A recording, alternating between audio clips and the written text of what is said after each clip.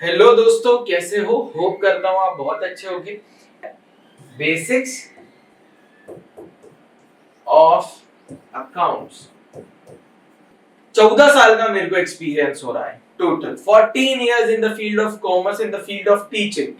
तो अगर मैं बात करूं, बच्चों को बहुत परेशानी होती है स्पेसिफिकली ये छोटे छोटे दो शब्द समझने में। आईएनसी, इंडियन नेशनल कांग्रेस, ये तीन मेजर पार्टी थी। ठीक है, तीनों बंगाल में इलेक्शन लड़ रहे थे। इलेक्शन तो बहुत सारी जगह हो रहा है, पर एक एग्जांपल कि डेटा क्रेडिटर कौन होता है अगर हम बात करें तो बीजेपी क्या है? बीजेपी है एक बीजेपी क्या है? बीजेपी एक पार्टी हो गई जो गुड्स खरीदती है। खरीदती किससे है? आईएनसी से, इंडियन नेशनल कांग्रेस। अब इंडियन नेशनल कांग्रेस बीजेपी को। हेलो दोस्तों, कैसे हो? होप करता हूं आप बहुत अच्छे होंगे। आज जो चीज हम लेके आए हैं वो है basics of accounts. Basics of accounts का मतलब क्या होता है बच्चों? हम बात कर रहे हैं वो स्पेसिफिक टर्मिनोलॉजी जो अकाउंट्स में यूज होती है, जिसके बिना अकाउंट्स पढ़ना नामुमकिन है। मतलब वो टर्मिनोलॉजी जो आपका अकाउंट्स का एक बेस क्रिएट करती है। मतलब हर एक स्पेसिफिक वर्ड जो आपको एक पर्टिकुलर ट्रांजैक्शन में दिखने को मिलेगा, उन वर्ड्स के बारे में हम जानते हैं, समझते हैं कि वो क्या चीज है, उसका क्या इंप्लीकेशन होने वाला है हमारे अकाउंट्स में। अब आप सोच रहे हो कि ये वीडियो किन बच्चों के लिए? ये उन बच्चों के लिए जो भी 10th पास करके 11th में एनरोल हुए हैं, वो भी स्पेसिफिकली कॉमर्स सब्जेक्ट में एनरोल हुए हैं। ये वीडियो उनके लिए है। ये वीडियो बेसिकली एक जानकारी वीडियो है कि बच्चा अकाउंट्स पढ़ेगा तो अकाउंट्स के अंदर की स्पेसिफिक टर्मिनोलॉजी क्या होगी, उन स्पेसिफिक टर्मिनोलॉजी का क्या इंप्लीकेशन होने वाला है रियल लाइफ सिनेरियो या बुक्स से रिलेटेड ट्रांजैक्शंस में। तो चलते हैं अपन आगे, एक एक टॉपिक कवर करेंगे, एक एक स्पेसिफिक आइटम या वर्ड जो अकाउंट्स में आएगा हम उनको क्लियर करेंगे। देखो, सबसे इंपॉर्टेंट सबसे पहला वर्ड है कैपिटल। देखो, कोई भी बच्चा अगर अकाउंट्स की शुरुआत करता है तो उसको ये वर्ड तो मिलेगा ही मिलेगा। क्या बोल रहा हूं मैं? कैपिटल। कैपिटल का मतलब क्या होता है बेटा? सम invested in the business.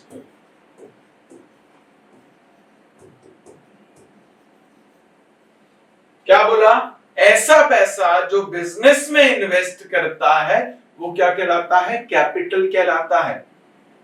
Business में कैसा पैसा? देखो यार, अगर मुझे बिजनेस स्टार्ट करना है तो बट ऑब्वियस है मैं माँ बाप के पास जाऊंगा या बैंक से लोन लूंगा। तो जो पैसा मैं लेके अपने बिजनेस को शुरू करूंगा उसको क्या कहते हैं? उसको कहते हैं कैपिटल। क्या कहते हैं बच्चों? कैपिटल। बहुत इंपॉर्टेंट टर्म है कैपिटल। बिना कैपिटल के आपका अकाउंट्स का कोई मतलब ही नहीं है। मतलब आप अगर जैसे जर्नल करोगे, जर्नल एक स्पेसिफिक चैप्टर है आपके अकाउंट्स में, तो वहां सबसे पहली एंट्री यही होगी, स्टार्टेड बिजनेस विद कैश। तो वहां पे सबसे पहला जो ट्रांजैक्शन रिलेट कर रहा है किससे? वो करता है कैपिटल से। तो आप बिल्कुल इग्नोर मत करो। ऐसा पैसा जो आपने बिजनेस में लगाया है वो कहलाता है कैपिटल। क्या कहलाता है? कैपिटल कहलाता है। ठीक है, an amount invested in the business is capital. Clear होगा। आगे चलते हैं, देखते हैं और वर्ड। अब आपने बात कर ली कैपिटल की, तो एक होता है दूसरा वर्ड जिसको बोलते हैं ड्राइंग्स। ड्राइंग्स क्या होता है? जिस तरीके से कैपिटल इंपॉर्टेंट है वैसे ही ड्राइंग्स इंपॉर्टेंट है। क्या बोला? An amount withdrawn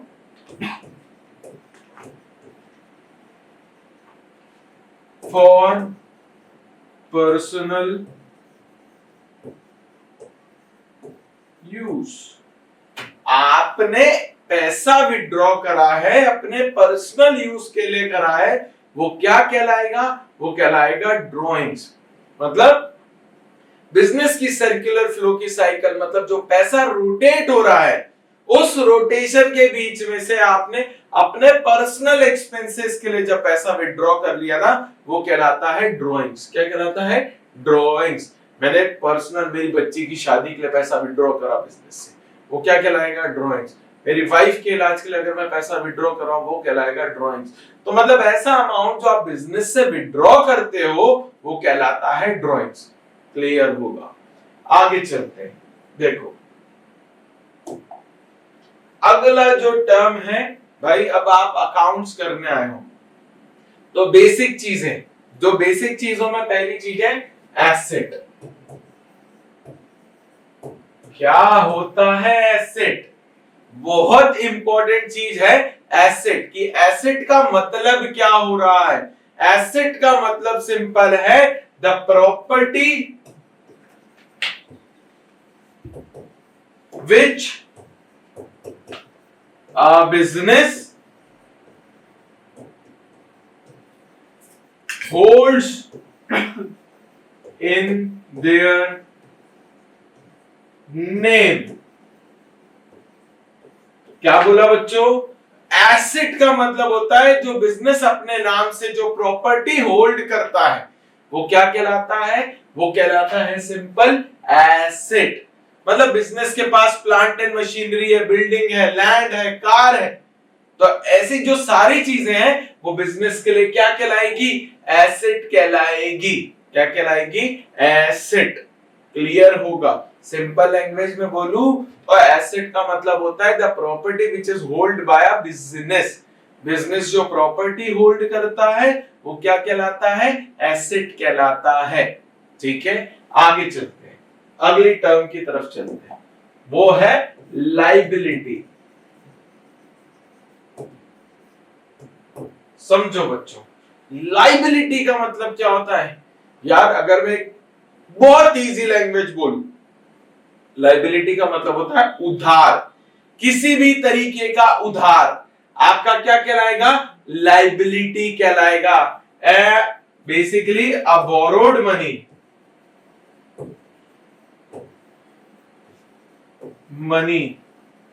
from any source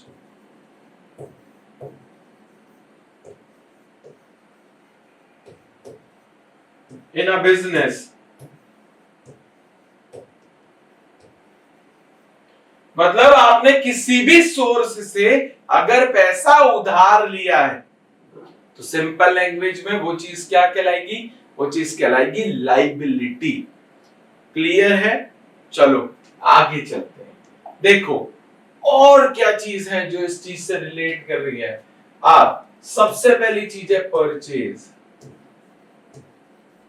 देखो ये तो ऐसी टर्म है बच्चों जो सबको पता है। एक छोटे से छोटा इंसान, एक छोटा बच्चा जो 3 साल का होगा वो भी दुकान जाके कुरकुरे खरीदेगा, भैया एक तुरतुरे दे दो, तो वो जो तुरतुरे वो ले रहा है ना वो क्या कहला रहा है? वो परचेज कहला रहा है। कोई एक ऐसा इंसान जो कुछ भी चीज खरीदता है वो क्या कहलाता है? वो सिंपल परचेज कहलाता है। क्या कहलाता है? परचेज। अगला अगर मैं यही करूं तो अगला होता है सेल्स। सेल्स का मतलब क्या हो गया? जो इंसान कुछ भी बेच रहा है वो क्या कहलाएगा? सेल्स कहलाएगा।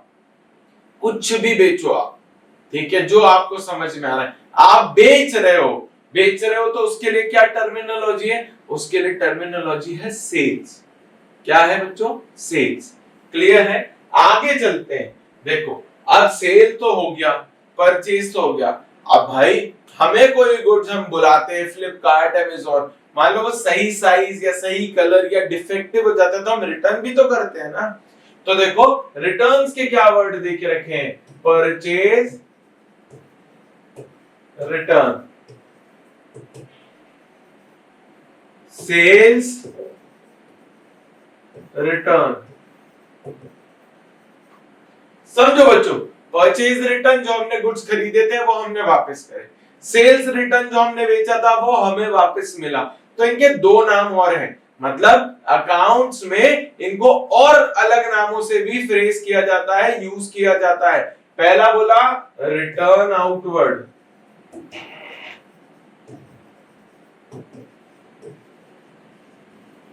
दूसरा बोला रिटर्न इनवर्ड। समझो बच्चों, क्या होता है रिटर्न आउटवर्ड, क्या होता है रिटर्न इनवर्ड। रिटर्न इनवर्ड का मतलब होता है सेल्स रिटर्न, जो पैसा हमने वापस करा था वो हमें वापस मतलब पैसा नहीं, जो गुड्स हमने बेचा था वो गुड्स हमें वापस मिला, इसीलिए इसको क्या बोला जाता है, रिटर्न इनवर्ड बोला जाता है, वापस आना। वही अगर मैं बात करूं परचेज रिटर्न की, तो जो हमने गुड्स खरीदा था वो हमने वापस किया। ठीक है, मैं 14 साल का मेरे को एक्सपीरियंस हो रहा है total, 14 years in the field of commerce, in the field of teaching. तो अगर मैं बात करूं, बच्चों को बहुत परेशानी होती है स्पेसिफिकली ये छोटे छोटे दो शब्द समझने में, कि what is return outward, what is return inward. तो मैं वो परेशानी नहीं चाहता हूं कि मेरे स्टूडेंट जो मेरा ये वीडियो देख रहे हैं उनको ये प्रॉब्लम आगे हो। ठीक है, इसी के साथ एक अपील है, प्लीज हमारे चैनल को लाइक शेयर सब्सक्राइब करिए और ज्यादा से ज्यादा लोगों तक पहुंचाइए ताकि हम उनको भी समझा पाए। बेसिकली हमें भी रीच चाहिए, हम भी रीच के भूखे हैं जो हमें नहीं मिल रही है, मगर फिर भी हम आ रहे हैं, कंसिस्टेंट आ रहे हैं। अब हम कंसिस्टेंसी के साथ आपको पढ़ाएंगे, हर रोज एक वीडियो आएगा, हम पूरी मेहनत करेंगे। चलो चलते हैं साथ में। रिटर्न आउटवर्ड का मतलब क्या होता है बच्चों, परचेज रिटर्न। सेल्स रिटर्न का मतलब क्या होता है बच्चों, रिटर्न इनवर्ड। क्लियर होगा यहां तक? ठीक है, आगे देखते हैं। अब देखो कुछ चीजें हैं। पहला, जब परचेज और सेल्स आ गया ना, तो वहां से दो चीजें जरूर एग्जिस्ट करती हैं। पहला होता है डेटर। देखो बच्चों, अब हम बात कर रहे हैं डेटर और क्रेडिटर की, जो परचेज और सेल्स से रिलेट करते हैं।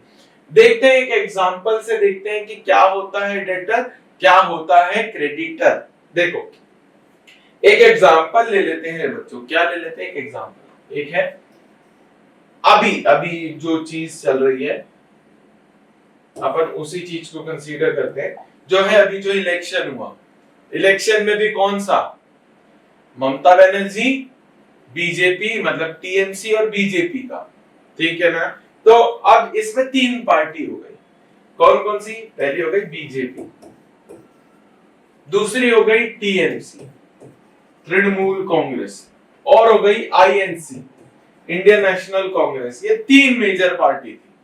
ठीक है, तीनों बंगाल में इलेक्शन लड़ रहे थे। इलेक्शन तो बहुत सारी जगह हो रहा है, पर एक एग्जांपल कि डेटर क्रेडिटर कौन होता है अगर हम बात करें, तो बीजेपी क्या है, बीजेपी है एक, बीजेपी क्या है, बीजेपी एक पार्टी हो गई जो गुड्स खरीदती है। खरीदती किससे है, आईएनसी से, इंडियन नेशनल कांग्रेस। अब इंडियन नेशनल कांग्रेस बीजेपी को वो गुड्स बेचती है। तो जब इंडियन नेशनल कांग्रेस बीजेपी को कोई गुड्स बेच रही है ऑन क्रेडिट, किस पे बेच रही है, क्रेडिट, उधार, वही बीजेपी अपना प्रोडक्ट टीएमसी को बेच रही है। टीएमसी भी क्या कर रही है, क्रेडिट में वो प्रोडक्ट खरीद रही है। अब समझो बच्चों कि अगर हम बात करें Indian national Congress, BJP, Bharatiya Janata party और तृणमूल कांग्रेस, ये तीनों, अगर मैं यहां एक्सप्लेन करूं आपको क्या है डेटर,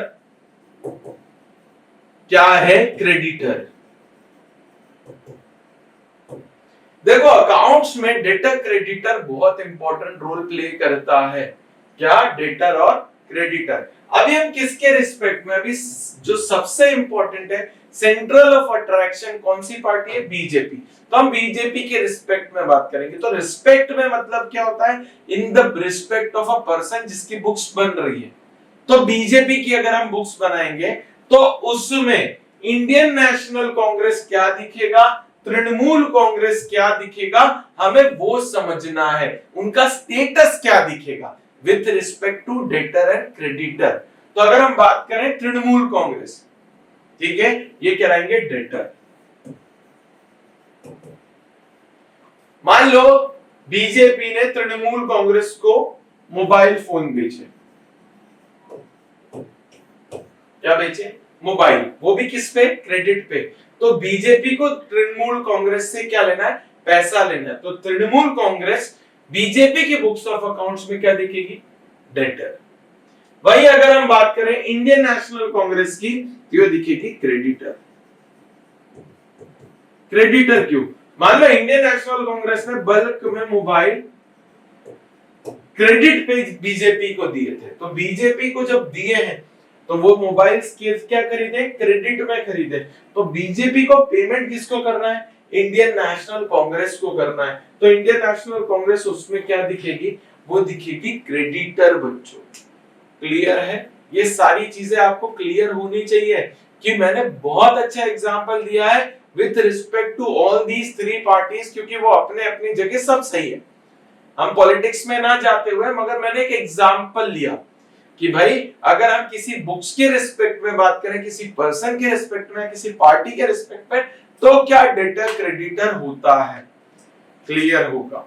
ठीक है, इसी के साथ आज का वीडियो यहीं खत्म करते हैं। हम नेक्स्ट वीडियो में आपसे फिर से मुलाकात करेंगे और इंपॉर्टेंट टर्मिनोलॉजीज के साथ, जो इसी तरीके से छोटे छोटे एग्जांपल्स के साथ मैं आपके डाउट्स क्लियर करूंगा और सारी चीजें आपको मदद करूंगा पूरे एग्जाम तक। ये वीडियो फिर से बोल रहा हूं, प्लीज ज्यादा से ज्यादा लोगों तक शेयर करिए और हमारे चैनल को लाइक शेयर सब्सक्राइब करिए। थैंक यू, शुक्रिया, अलविदा, मिलते हैं अगले वीडियो में।